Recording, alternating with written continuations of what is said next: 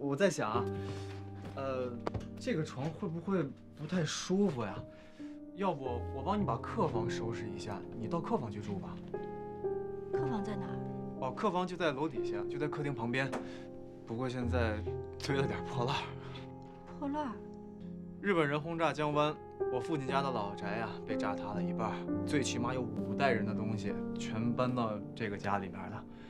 没有人有心思整理，也没有人敢扔掉，所以就当破烂堆着喽。那应该都是古董。古董？对于我来说呀，就是破烂，就是垃圾。这幅画是什么清朝的，那个瓶子又是什么宋朝的，有没有点新鲜的创意啊？没有。我有时候恨不得一把火把这全烧了。这么愤世嫉俗呀？你别看了，那书上都是重眼。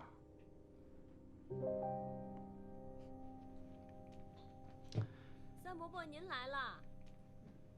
三伯伯来了。玉琼，稍等。啊，三伯伯，你来了。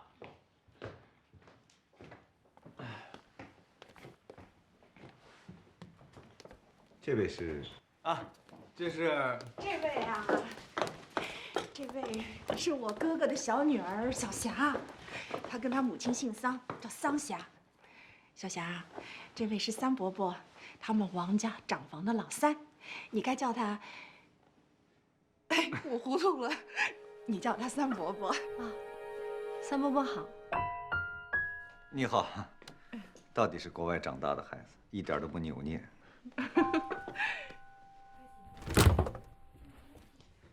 还喜欢上海吗？啊，蛮好的，就是觉得天气有点冷。比起新加坡冷了哦。娘娘去过新加坡吗？没有呢。新加坡很多好吃的水果，如果有机会的话，带你去吃。来，大小姐，喝点百合莲子汤。家里一个夏天没买过冰块了，都是因为你大小姐来了，所以玉琼啊，才叫冰厂的工人送了点冰过来，这才又把冰箱用起来。管妈，以后别叫我大小姐。你看你来了，我们家阿姨就成小小姐了，叫你大小姐，那叫什么呀？我叫桑霞，家里人都管我叫小霞，您就跟娘娘一样叫我小霞就好了。好吧。够甜，再加糖啊。吃什么呢？阿木，你有没有看见阿颖啊？一整天了都没听她弹琴。玉琼，你跟我来一下。你看看甜不甜啊？不甜再加糖啊。有话说。什么话呀？商量再跟你说。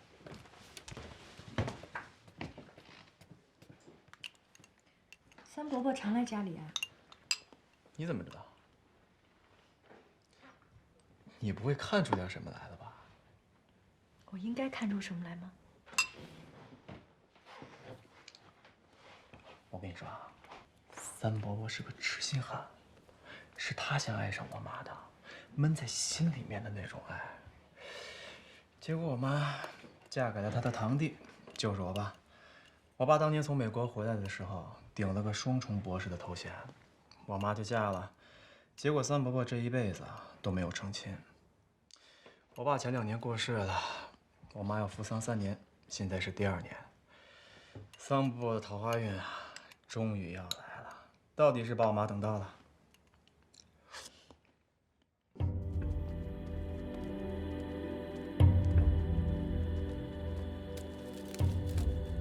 此刻的永清茶社阁楼上，洪旺南正焦急地等待着第一批工程技术人员的到来。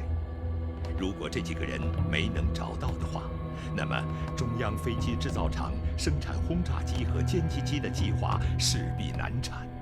没有歼击机，就无法与日军在空中抗衡，抗日战争会更加严峻。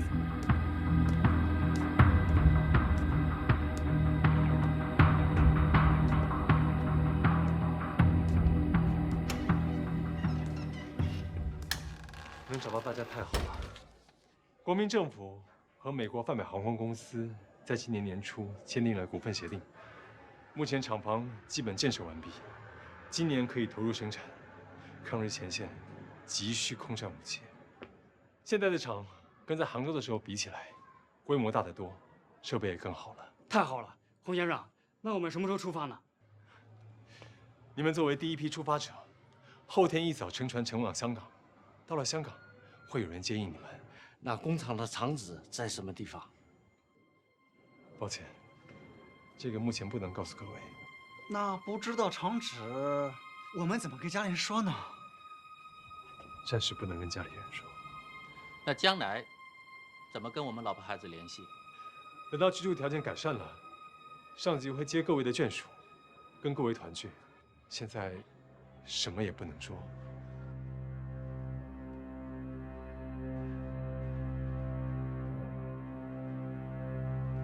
内地的生活非常艰苦，有时候连干净的饮用水都得不到保障，所有的供给都靠长途运输，运输断了，一切也都断了。那里的生活和上海相比，自然是天壤之别。2年前各位不愿意跟着中央厂内迁，想必也是考虑到这个因素，才选择留在上海。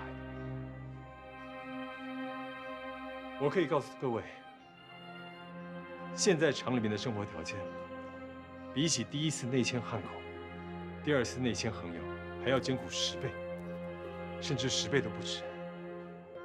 但是我更想说的是，战争必然伴随着牺牲，牺牲不一定是结束生命，或者是抛洒血汗，牺牲可以有各种形式，但是没有牺牲，就不会有胜利。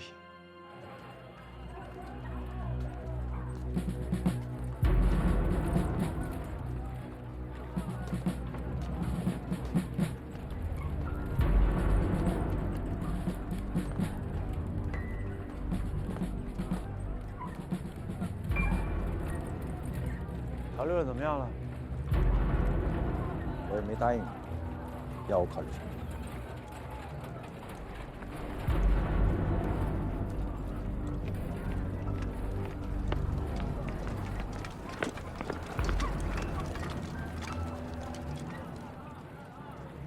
我提醒你，你可是中国人，请你别再打扰我的生活。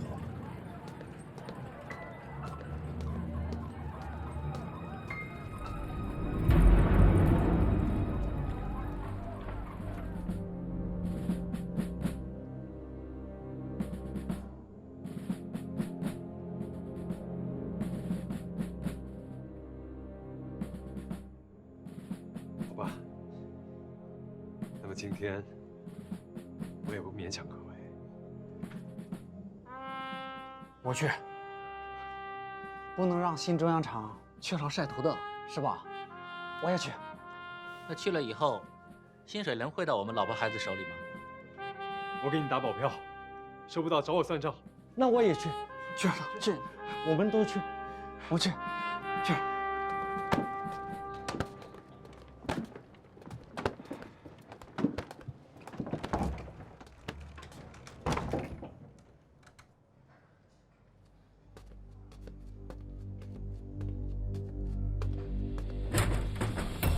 老徐，爸爸，儿子，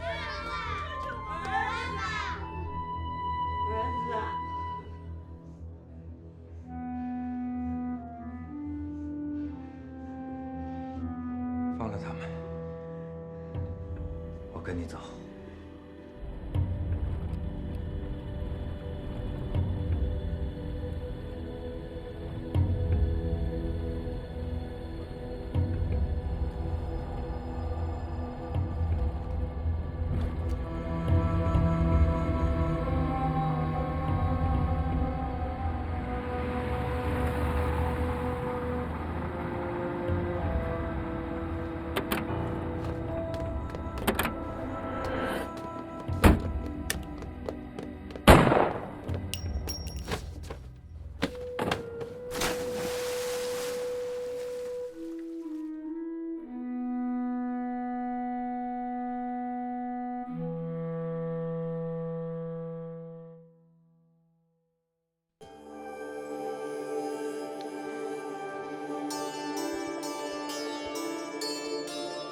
哥哥。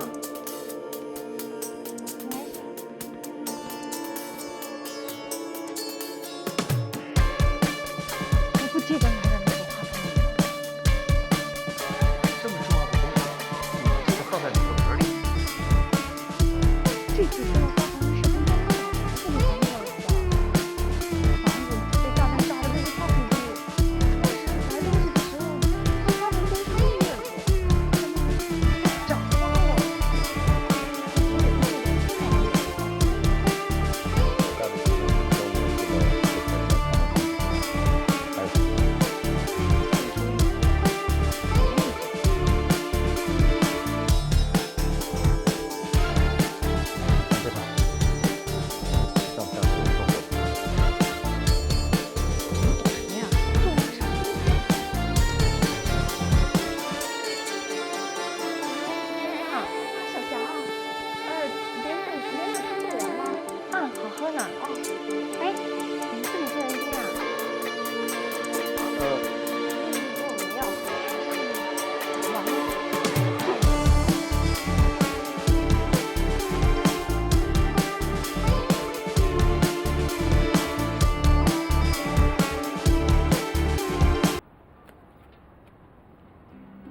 这个是什么地方啊？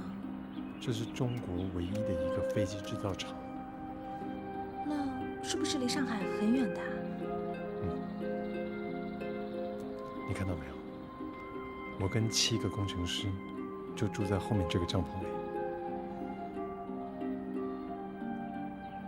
这么荒凉的地方，你还愿意去吗？我去。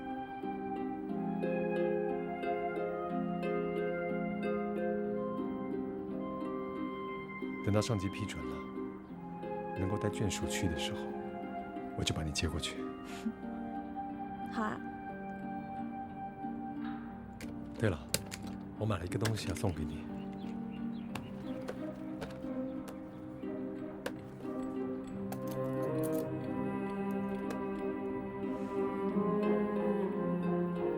这是送给我的吗？虽然我们不能时常见面，但是只要你带着它，我希望你记得每一分每一秒都是我对你的思念。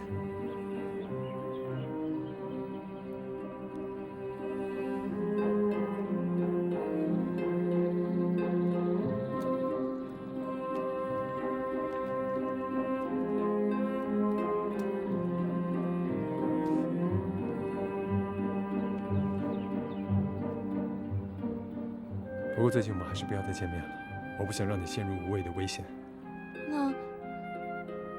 那给我打电话总是可以的吧？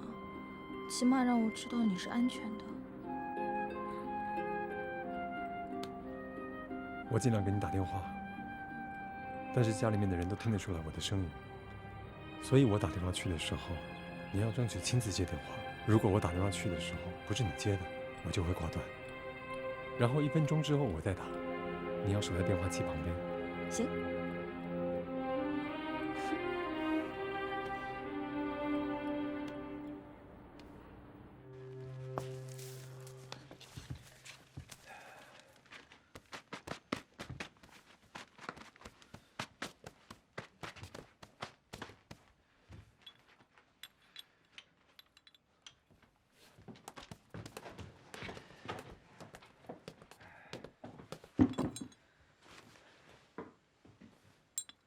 少了一根。会不会我记错了？你记错，我也不会记错呀，肯定是6根。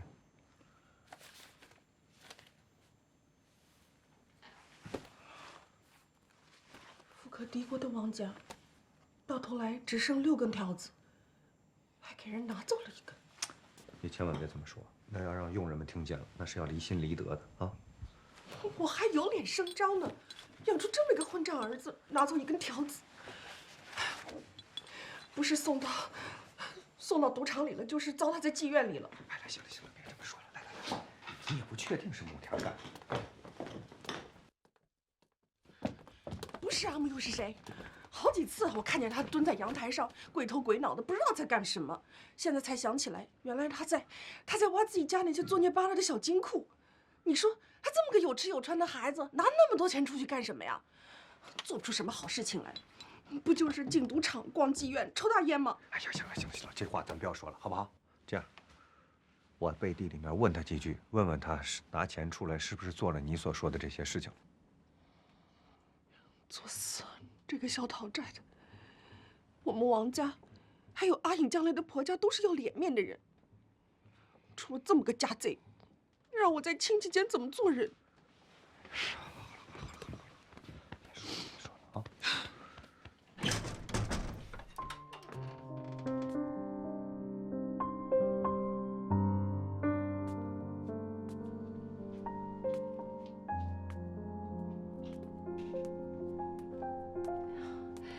大小姐，你还没洗呀？我是一大早就起来给你烧水，现在水都滚烫了。喏，这是朱一琼专门让我给你买的新毛巾。谢谢。其实东西不在新旧，干净就好。是啊，我也是这么跟他讲的。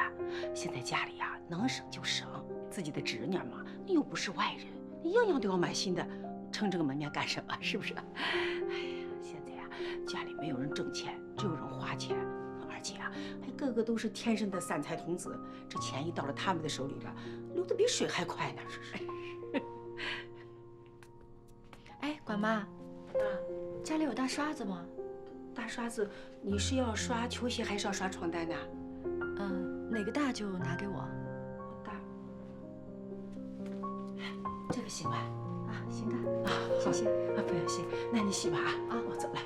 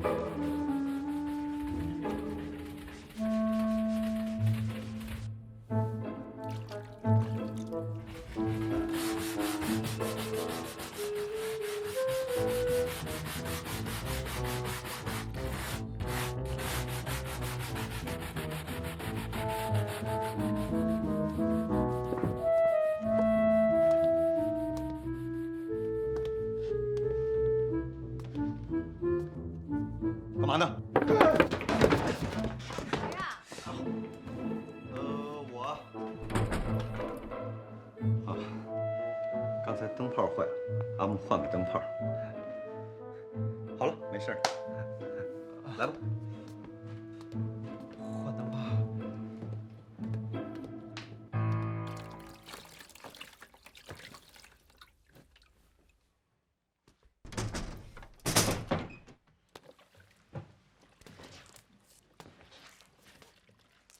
宝妈，小罗，你们俩出去一下，我跟少爷谈点事儿。好嘞。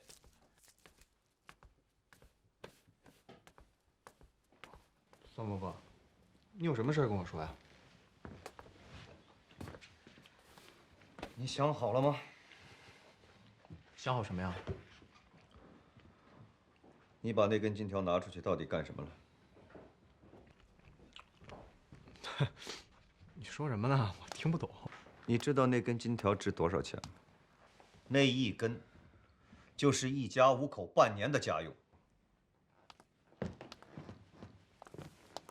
你给我说说，你把家里的钱投出去那么多，派什么用场去了？你除了妓院、赌场、大烟馆的，哪里用得了那么多的钱？谁偷你钱了？你是没有偷我的钱，你偷的是你自己的钱。你现在吃的、用的、穿的，都是靠那几根条子。从你现在到成家立业，找到饭碗之前，靠的也是这几根条子。你偷掉的是你1年的饭钱。你以为我一个寡妇顶着这么大一个家，容易吗？好玩是吗？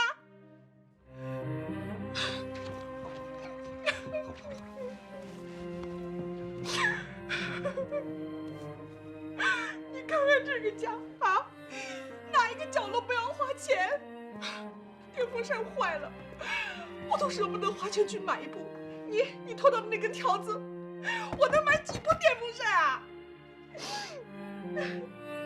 你说，你把钱偷出去，到底派什么用场去了？做什么好事去了？反正我没错，我做的都是。哎，你给我回来！你坐下。你给我好好说，你做什么好事去了？是不是吃喝嫖赌那些好事？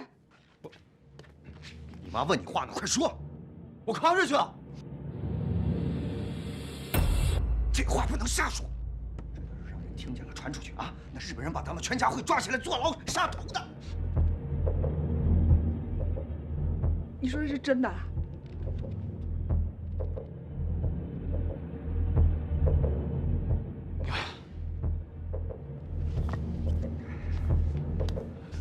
王木田，你不要命了你！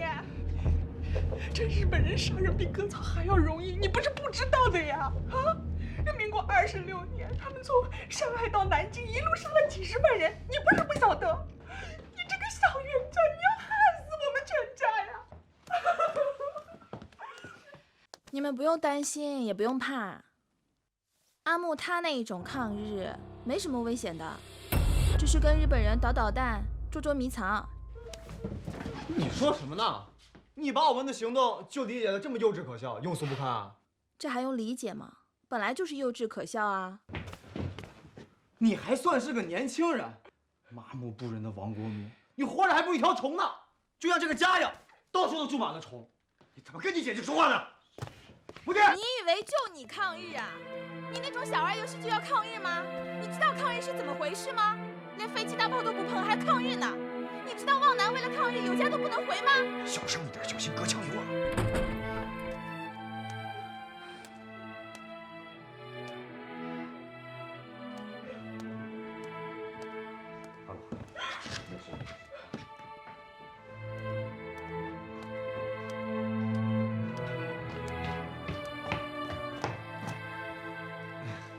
现在这是我的房间，如果你要进来的话，需要经过我的同意。对不起，我就是进来拿个东西。拿什么呀？没什么。那根金条，如果拿去买枪，可以武装一小支队伍的。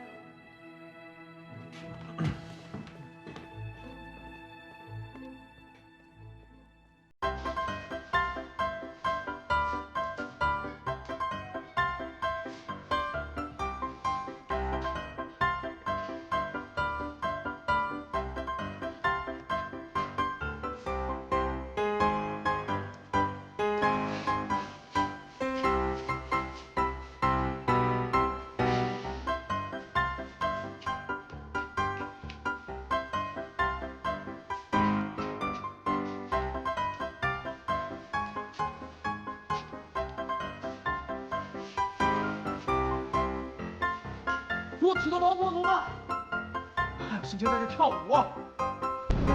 让你们跳，让你们跳，让你们跳！干什么呀？别抓着我！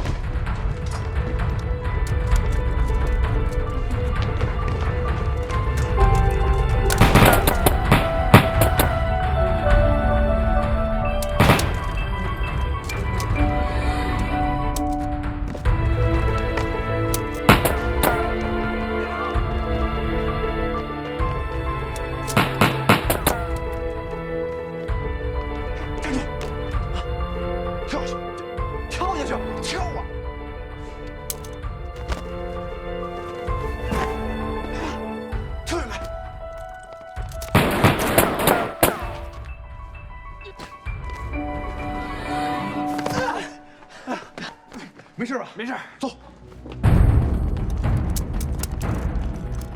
追！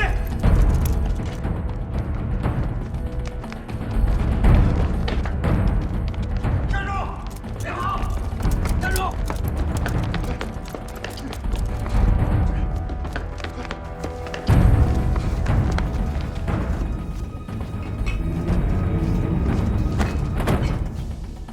哎，你怎么了？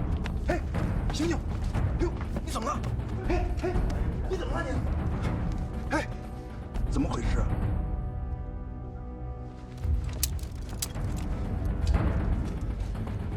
抗日游击队的，不想活命了你们就举报。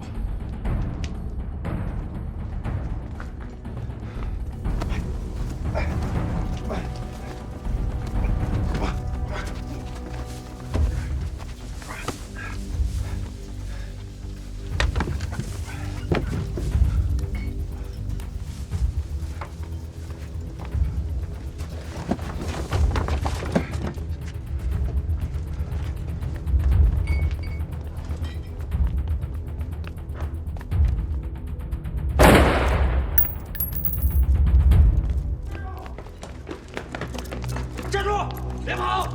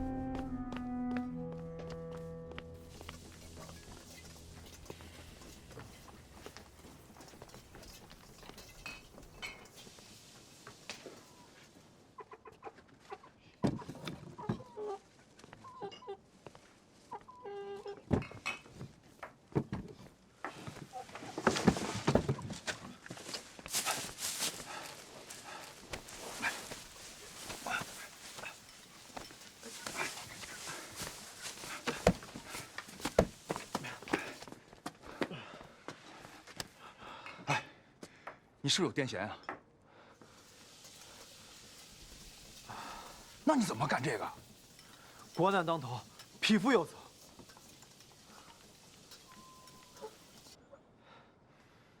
跟我过来，来呀！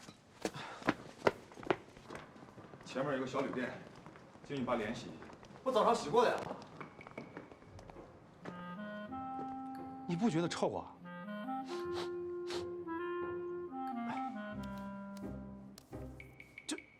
这什么呀？鸡粪！鸡粪！你喊什么喊？这鸡粪救了你一命，知道吗？哎，听着，一会儿洗完脸从后门出去，回去好好念书啊，玩什么都行，就别玩命。想当勇士，首先要学会珍惜生命。抗日不分老幼。你闭嘴！像你这样小毛孩子出来抗日，那我们怎么办？回家给孩子洗戒指得了。不是你以为调皮捣蛋、闯闯祸就是抗日了啊？我告诉你，就为了你，我们放弃了一次会议，损失了好几颗子弹。你以为那个舞池里全是亡国奴啊？赶紧走吧。走啊！你等我送你啊！快走！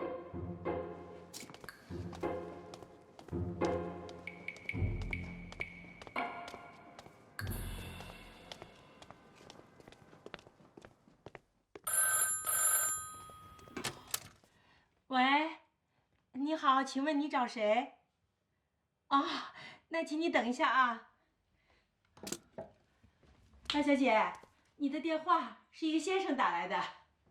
哦，大概是来拿东西的。我朋友叫我给他亲亲带了东西来。喂，哎，我是。啊，东西我已经准备好了。什么时候都方便的。那您就到了弄堂口再打公用电话给我，我把东西给您送出去。好，不谢。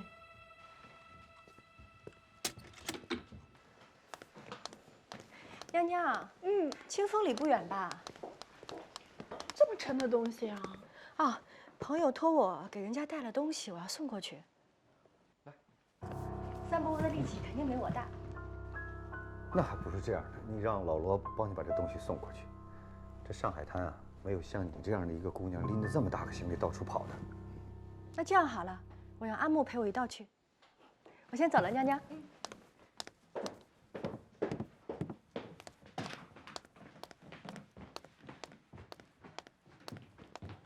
雪丫姐姐，你这是去哪儿啊？首先你帮我送一趟吧，我人生地不熟的，出了门肯定会迷路。这位先生在清风里的弄堂口等你呢。你要问他贵姓，他会说他姓贺，住在小北门。你把这个箱子交给那位贺先生就好了。哦，好吧，清风里就在我家隔壁的弄堂。你等我先穿件衣服啊。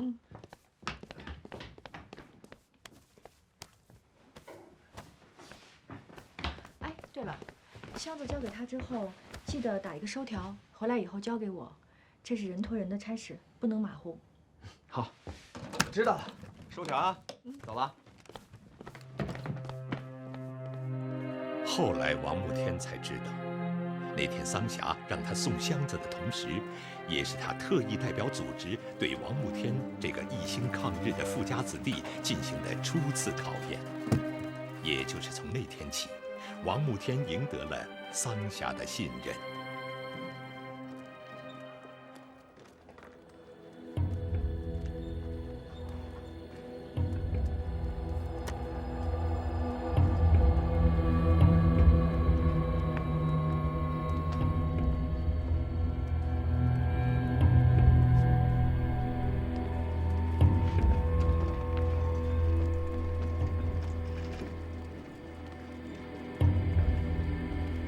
是来给贺先生送东西的吧？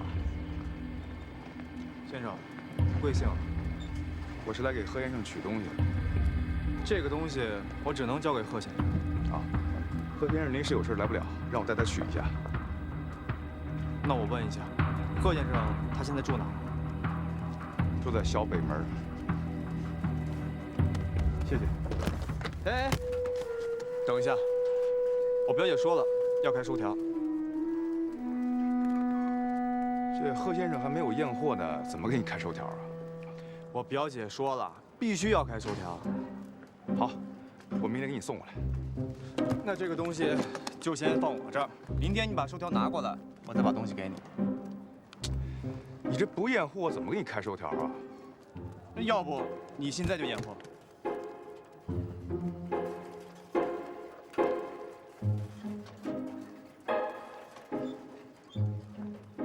黄包车。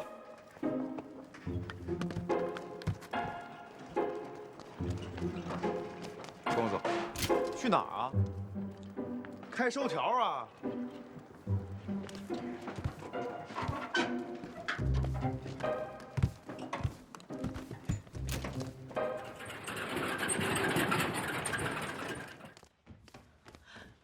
朱一琼，一琼，来，你快下来看看。快来看，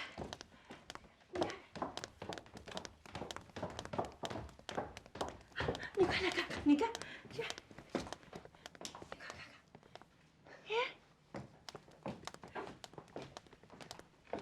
看，哎呦，我都忘记了，这个浴室原来是白色的哈，就是，干净的嘞。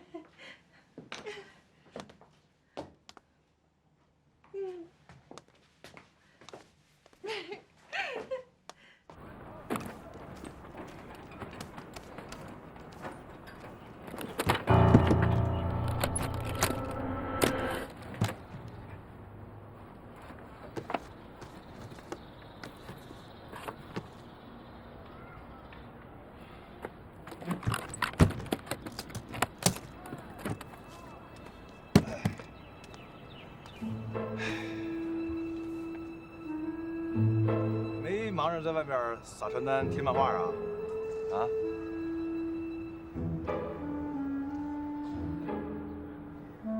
你现在肯定在绞尽脑汁在想我是什么人，跟你表姐什么关系，是不是？我没有猜想。你表姐也不知道我什么人，你不信呐？不信就算了。来来来，我给你写那个收条。我信，共产党的人我都信。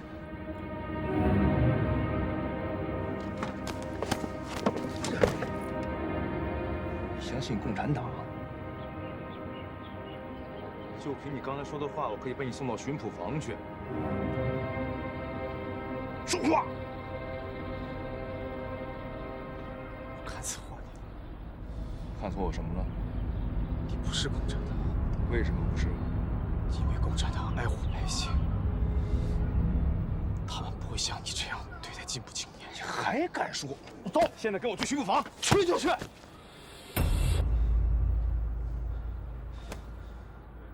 不过你别忘了，去我家一趟，我表姐还等着收条呢。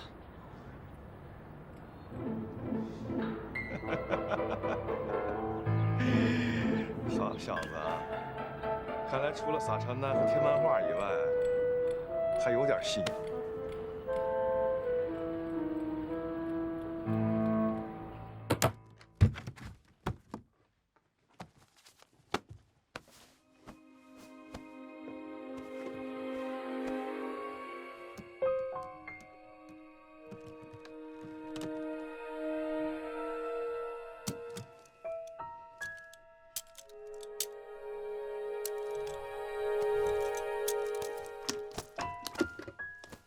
小霞姐姐，小霞姐姐，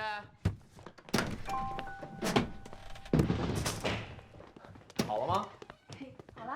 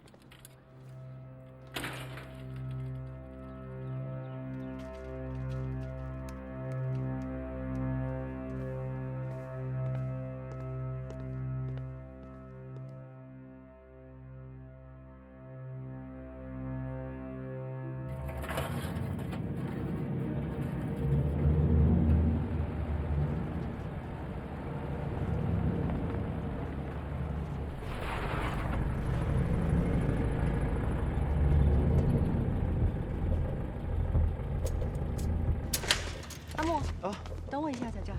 好。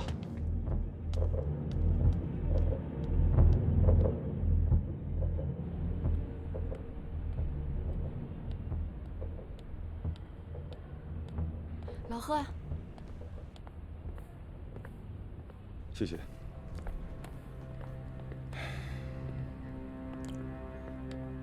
麻醉剂已经送出去了，明天一早就由新四军的交通员送到野战医院去。现在前方实在太缺药品了，什么药都缺，药品现在比金子还贵，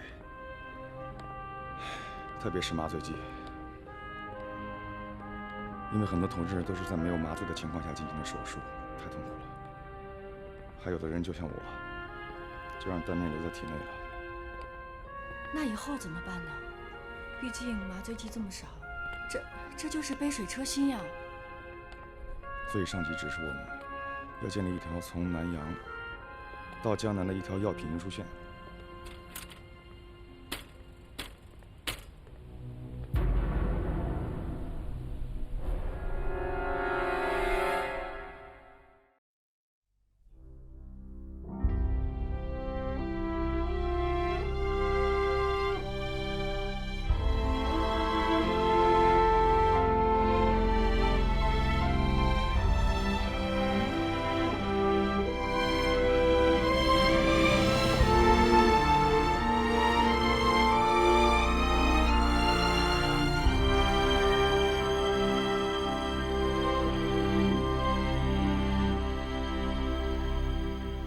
同学们，大家起来，担负起天下的兴亡，听吧马儿是大众的街上，看吧，一年年国土的沦丧。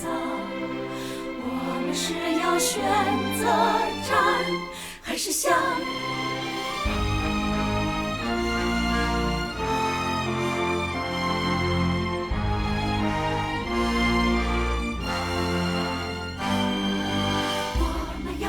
主人去拼死在疆场，我们不愿做奴隶而情至上。我们今天是逃离芬芳，明天是社会的动荡。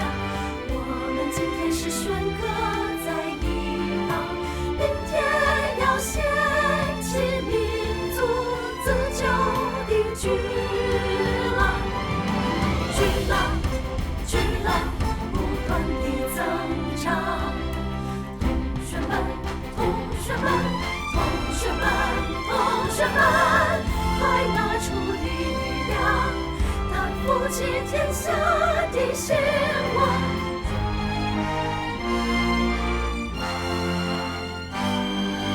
我们要做主人，去拼死在疆场，我们不愿做奴隶而情至上。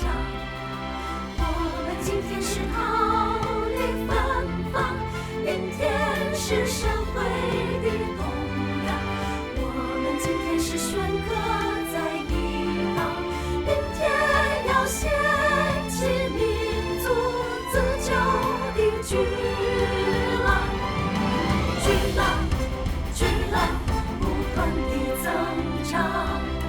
同学们，同学们，同学们，同学们，快拿出力量，担负起天下的希望。